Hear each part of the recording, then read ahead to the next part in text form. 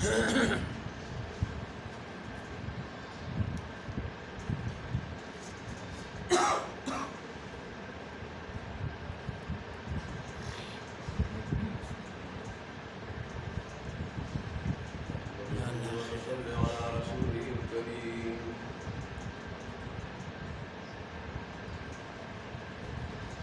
بعد فقد قال رسول الله صلى الله عليه وسلم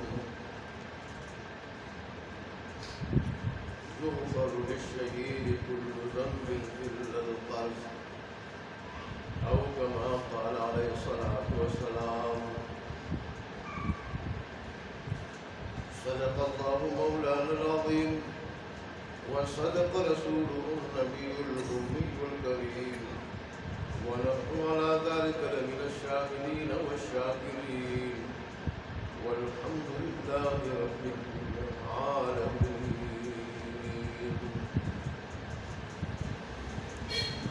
میرے قابل احترام بزرگوں اور عزیز بھائی، میں نے آپ حضرات کے سامنے رسول اللہ صلی اللہ علیہ وسلم کے ارشاد گرامی پیش کرنے کی سعادت حاصل کی.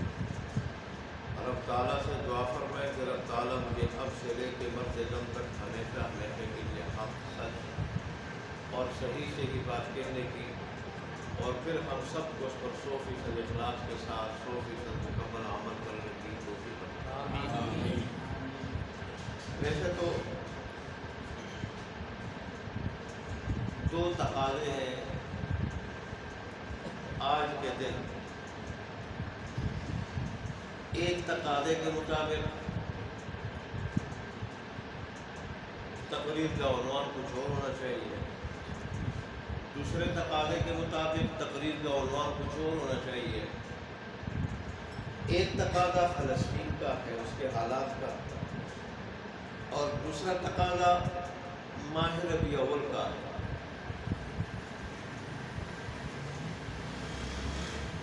فلسطین کے جو حالات ہیں اور اس کا جو تقاضا ہے کہ اس پہ بات کی جائے،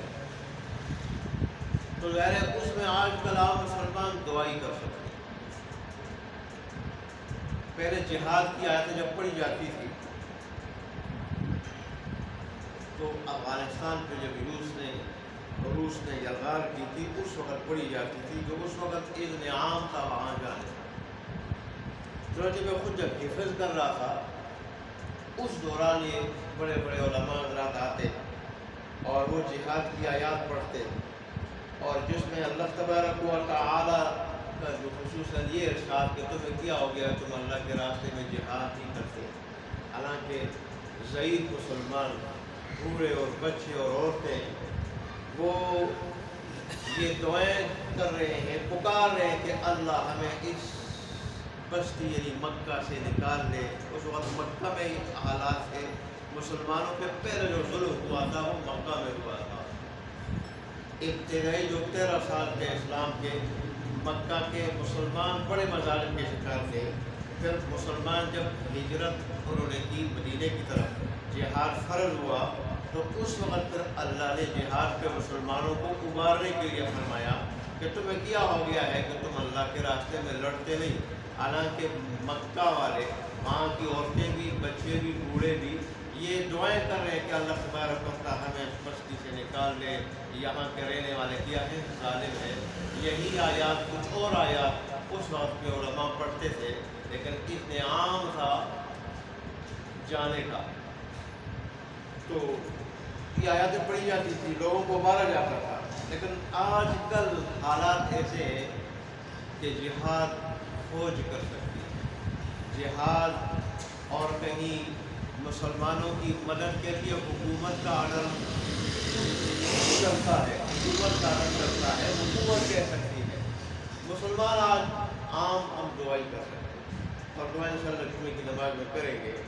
تو میں رسول اللہ صلی اللہ علیہ وآلہ وسلم کی سیرت کے حوالے سے کچھ ذکر کروں گا کہ دیکھیں اس مہینے میں رسول اللہ کی صورت بھی بیان کی جاتی ہے، سیرت، لیکن مقصود سیرت ہے آپ کی زندگی، آپ کی عبادات کیسی تھی، معاملات کیسے تھے، اخلاق کیسے تھے، اور رسول اللہ کن چیزوں کو پسند کرتے تھے، किन चीज़ों को नापसंद करते थे, किन चीज़ों से आपको मोहब्बत थी, किन चीज़ों से आपको नफ़रत थी, ये बयान कर सकते हैं इस महीने के हवाले से।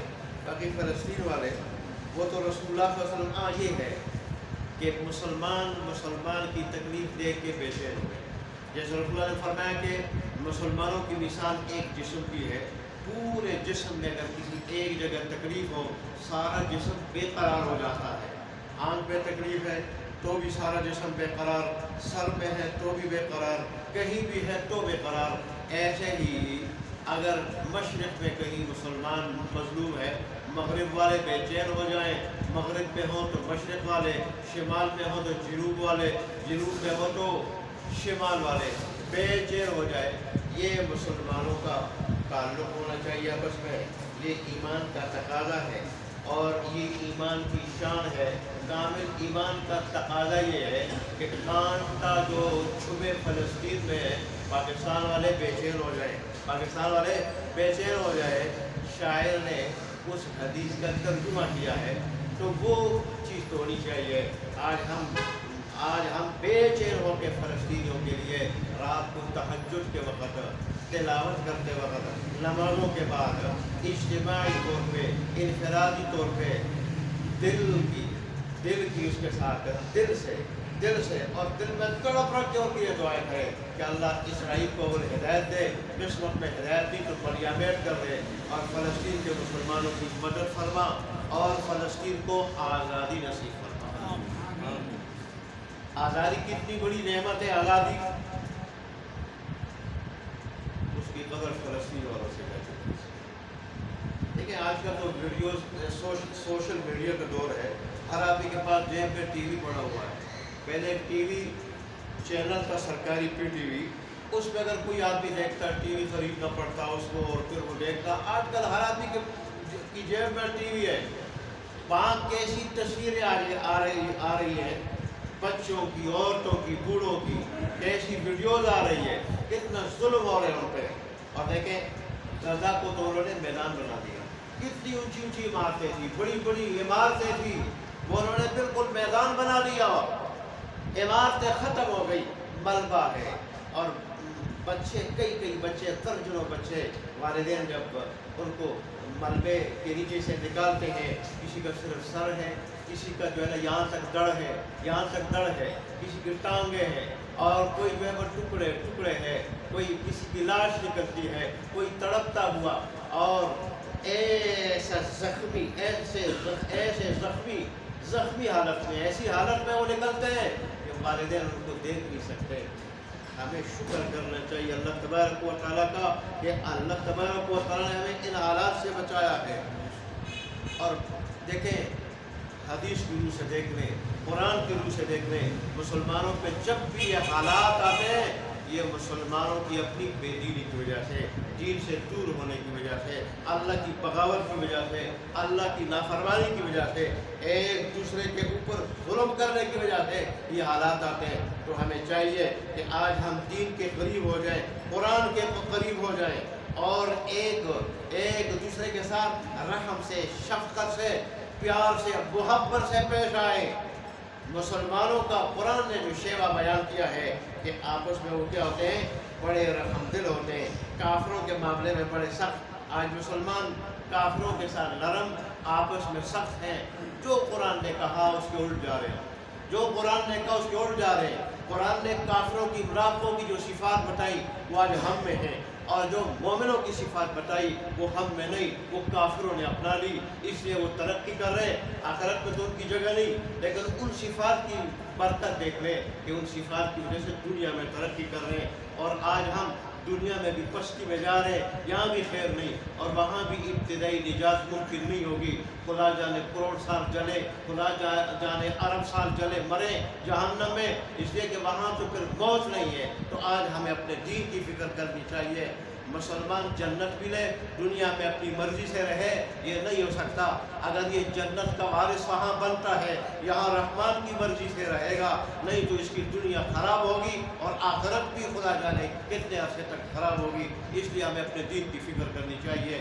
بات چل رہی تھی رسول اللہ کی سیرت کی کہ اصل جو مقصود ہے رسول اللہ کی سیرت ہے، آپ کی زندگی ہے، تو ہم ایسی چیزوں کو اپنائیں جو آپ کو پسند تھی، ایسی چیزوں سے ہم دور رہیں جو آپ کو پسند نہیں تھی۔ اور اس موضوع میں سب سے پہلے میں ایک چیز کی مثال پیش کرتا ہوں۔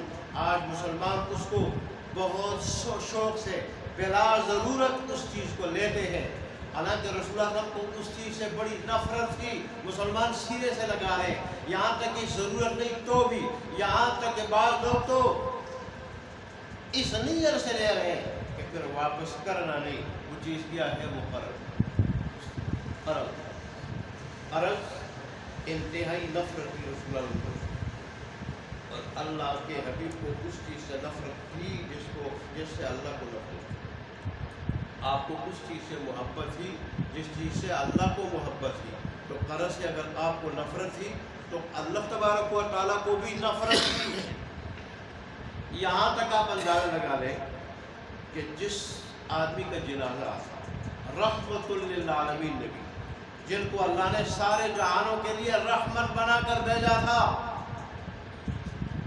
وہ رحمت نبی، رحمت للعالمین نبی، جنوں کے واسطے رحمت، انسانوں کے واسطے رحمت، یہاں تک کہ جانوروں کے واسطے رحمت، چرند پرند ہر چیز کے واسطے رحمت، اور ہر چیز اپنی شکایت ان سے بیان کرتی۔ وہ نبی جس مسلمان کے اوپر، صحابی کے اوپر قرض ہو سکتا، اب جنازہ نہیں پڑھتا۔ حالانکہ قرآن کا حکم یہ تھا کہ صلی علیہ، آپ صحابہ کے جنازہ کی نماز پڑھ لیا کریں۔ ان صلاتک سکن لہم، بے شک آپ کا نماز پڑھنا ان کے لیے سکون کا باعث ہے۔ لیکن پھر بھی اللہ کے حکم سے جس پہ قرض تھا، اللہ کے حکم سے جس پہ قرض تھا، آپ اللہ کے حکم سے اس کا جنازہ نہیں پڑھتے تھے۔ کیوں؟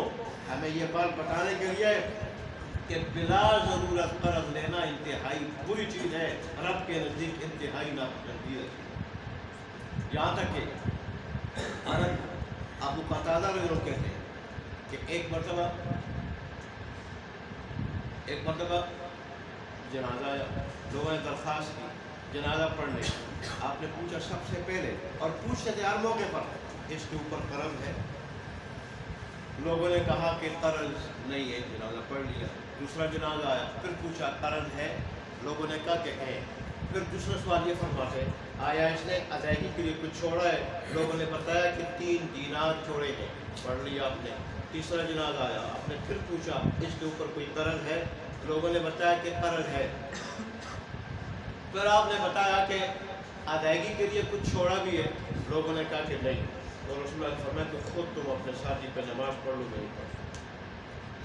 رحمت للعالمین نبی، میں نہیں پڑھتا، تم خود پڑھ لو۔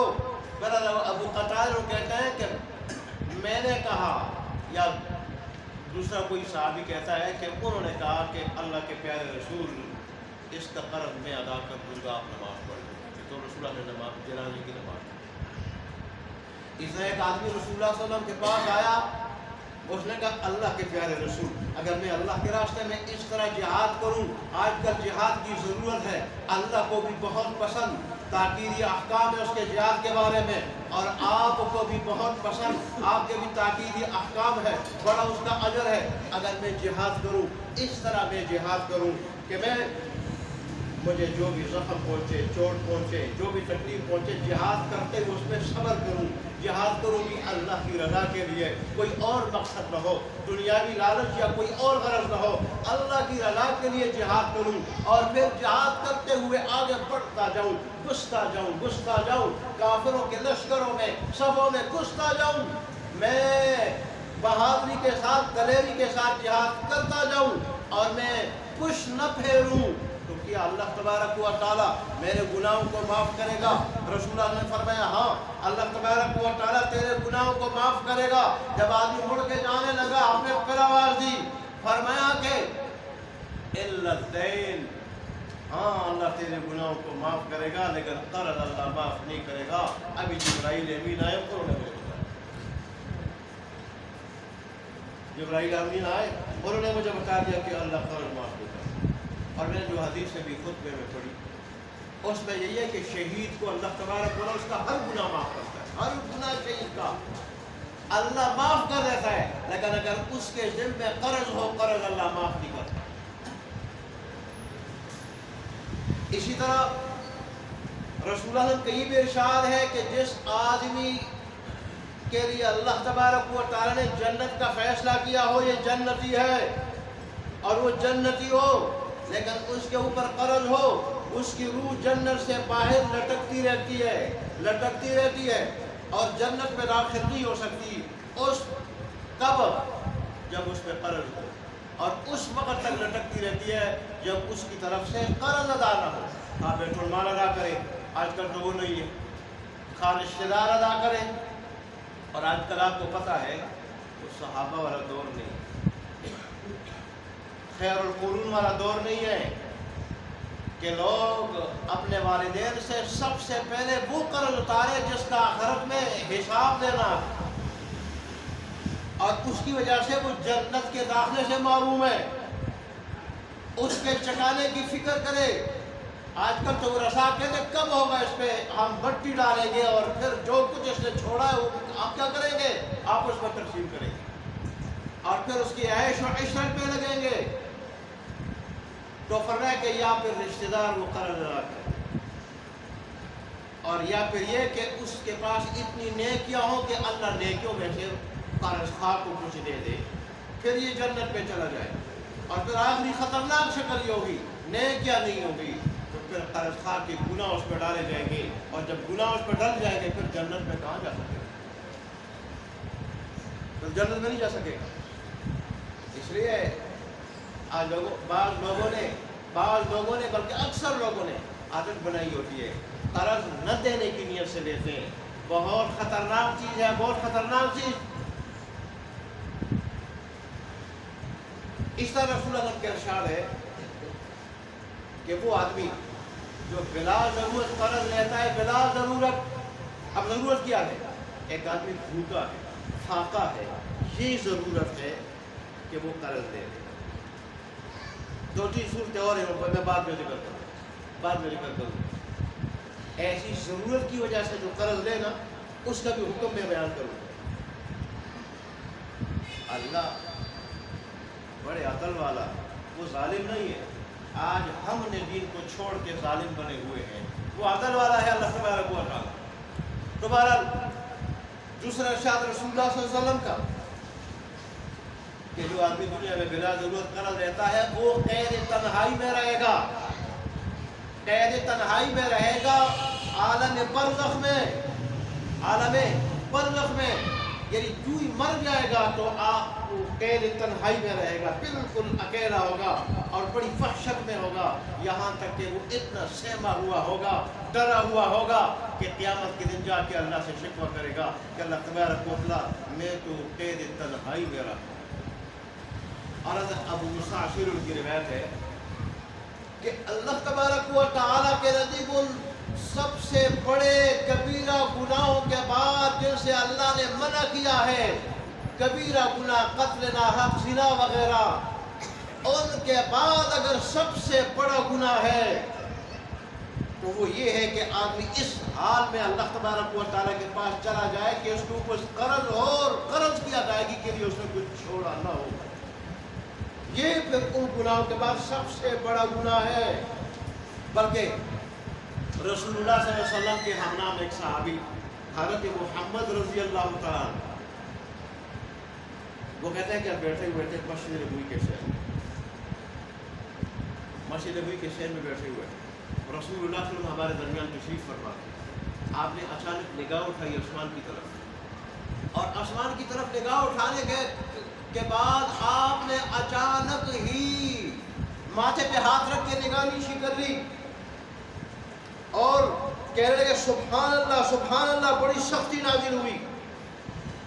یہ کہہ کر فوراً نگاہ نیچے کر کے یوں ہاتھ میں پیشانی پکڑ کے فرمانے لگے کہ سبحان اللہ، بڑی سختی نازل ہوئی۔ کہہ رہے کہ ہم ایک دن ایک رات خاموش رہے، ہم نے پوچھا نہیں کیا سختی نازل ہوئی، لیکن ہم نے اس کے بعد بھلائی دیکھی، کوئی سختی دیکھی نہیں۔ صبح جب ہوئی ہم نے پوچھا، بلکہ یہ کہتے ہیں میں نے خود پوچھا. حضرت محمد رضی اللہ عنہ کہتے ہیں میں نے خود پوچھا رسول اللہ سے کہ اللہ کے پیارے رسول، آپ نے کہا کہ سختی نازل ہوئی، تو کیا سختی نازل ہوئی امت کے بارے میں؟ کس چیز کے بارے میں سختی نازل ہوئی؟ کیا سختی نازل ہوئی؟ رسول اللہ نے فرمایا قرض کے بارے میں سختی نازل ہوئی، قرض کے بارے میں. پھر رسول اللہ نے فرمایا قسم ہے اس ذات کی جس کے قبضے میں محمد کی جان ہے صلی اللہ علیہ وسلم، قسم ہے اس ذات کی جس کے قبضے میں محمد کی جان ہے. جو آدمی اللہ کے راستے میں جہاد لڑتے لڑتے بڑی دلیری کے ساتھ بہادری کے ساتھ پیٹھ پھیرے بغیر آگے بڑھتے ہوئے لشکروں میں کافروں کے جہاد لڑتے لڑتے شہید ہو جائے، پھر زندہ کیا جائے، پھر دوبارہ جو ہے وہ شہید ہو جائے، دوبارہ زندہ کیا جائے، پھر تیسری مرتبہ وہ پھر شہید ہو جائے، پھر تیسری مرتبہ قیامت کے دن اس کو اٹھایا جائے، زندہ کیا جائے، اگر اس کے اوپر قرض ہوگا اللہ تبارک و تعالیٰ اس کو معاف نہیں کرے گا.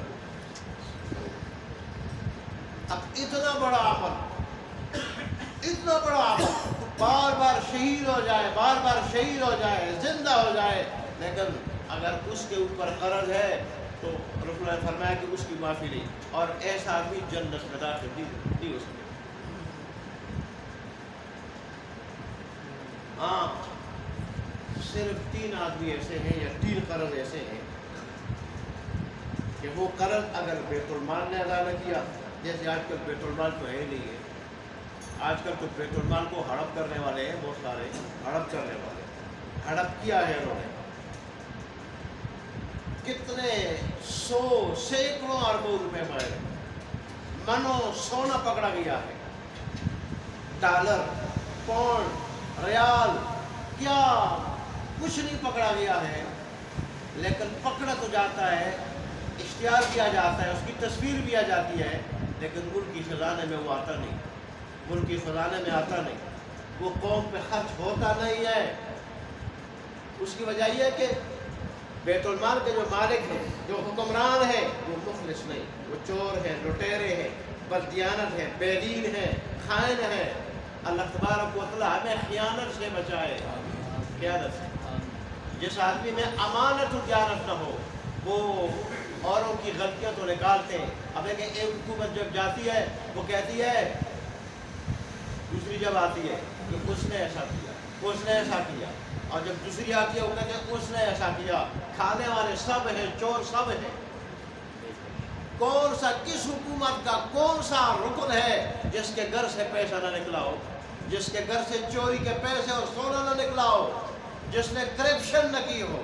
وہ کون سی پارٹی ہے؟ تو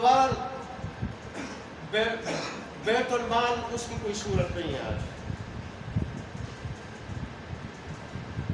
دوسری صورت کوئی وارث ہو وہ بھی ادا کرنے والا نہ ہو. تو 3 ایسے آدمی ہیں کہ ان کا قرض اللہ تبارک و تعالیٰ ادا کرے. اللہ تبارک و تعالیٰ ادا کرے گا قیامت کے دن. ایک وہ آدمی جو اللہ کے راستے میں جہاد لڑ کے اس کی حالت کمزور ہو گئی ہو.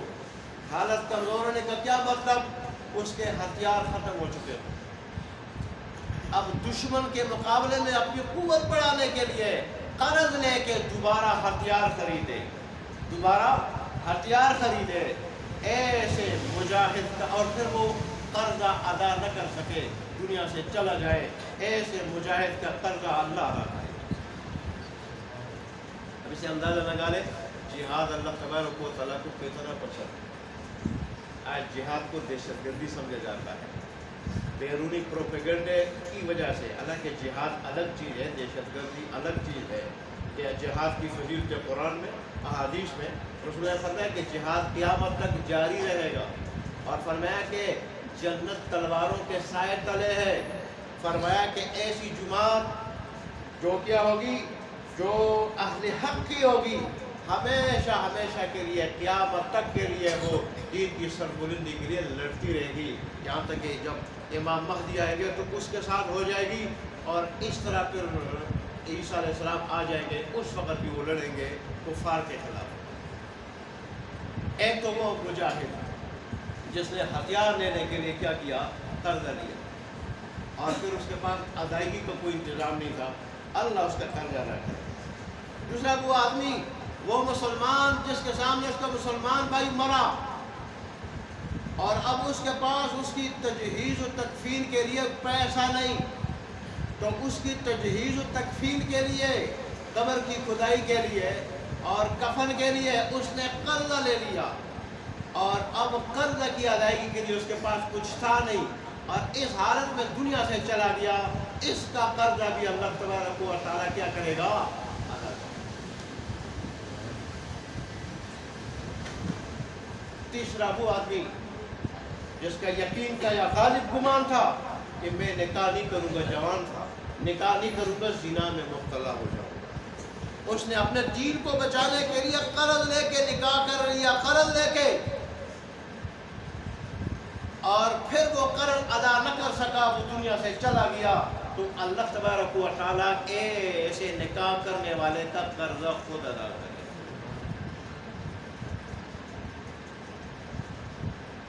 اور علماء نے اس آدمی کو بھی اس میں شمار کیا ہے، فاقہ ہے، محتاجی ہے، فاقہ ہے، محتاجی ہے، بھوک ہے، اب اس کے پاس پیسہ نہیں، اس فاقے کو دور کرنے کے لیے اس نے قرضہ لیا، پھر وہ ادا نہ کر سکا، دنیا سے چلا گیا، تو اس کا قرضہ بھی اللہ تبارک و تعالیٰ ادا کر سکتا۔ وہ اس طرح کہ اللہ تبارک و تعالیٰ اس کے قرض خواہوں کو خوش کر دے گا۔ اور بعض آیات میں آتا ہے اللہ تبارک و تعالیٰ ان سے کہے گا سامنے دیکھو کیا ہے، وہ کہے گا اللہ تبارک و سفید محلات ہیں، سفید کیا ہے؟ محلات۔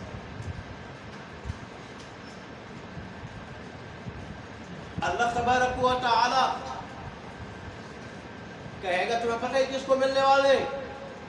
وہ کہیں گے اللہ تبارک و تعالیٰ میں تو پتہ نہیں، جس کو یہ ملیں گے یہ محلات تو بڑا خوش نصیب ہوگا۔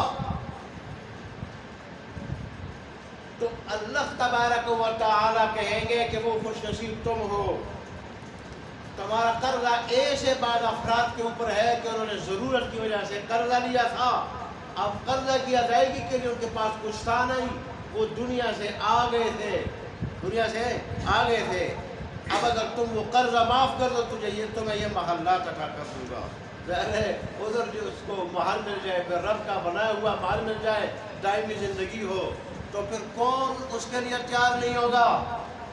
وہ بڑے خوش ہو جائیں گے، خوشی خوشی اس کے لیے تیار ہو جائیں گے، محلات دے دیں گے، قرضہ معاف کر دیں گے۔ لیکن قرضے سے مراد کیا ہے؟ یہ ضرورت کا قرض۔ آج کل رسم و رواج کے لیے جو قرضہ لیا جاتا ہے اس میں داخل نہیں، اس کو حدیث میں بے وقوفی کہا گیا کہ جو لوگ علاقائی برادری کے رسم و رواج کے لیے قرضہ لے وہ بے وقوف ہیں، احمق ہیں۔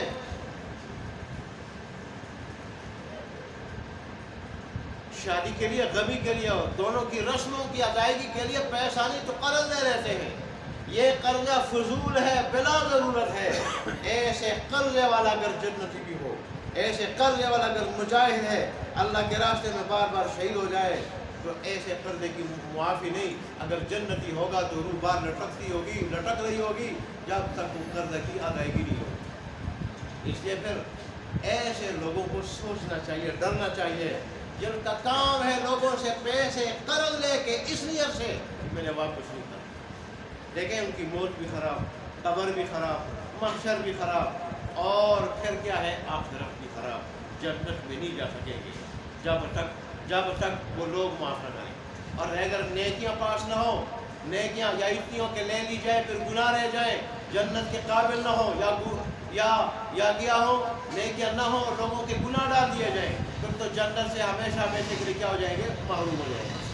تو اس لیے رسول اللہ کی نفرت کی غرض ہے، ہمیں بھی اسے کیا کرنی چاہیے؟ نفرت کرنی چاہیے۔ رسول اللہ کی محبت کی نماز سے، رسول اللہ کی محبت کی مسلمانوں سے، رسول اللہ کی محبت کی اللہ سے، رسول اللہ کی محبت کی دین سے، تو ہمیں وہ محبت کرنی چاہیے۔ اب رسول اللہ جن چیزوں سے محبت کرتے تھے، رسول اللہ کو نفرت تھی ظلم سے، رسول اللہ کو نفرت تھی تکبر سے، غرور سے، اور غریب مسلمانوں کا خیال نہ کرنے سے، اس سے تو ہم بچتے نہیں ہیں۔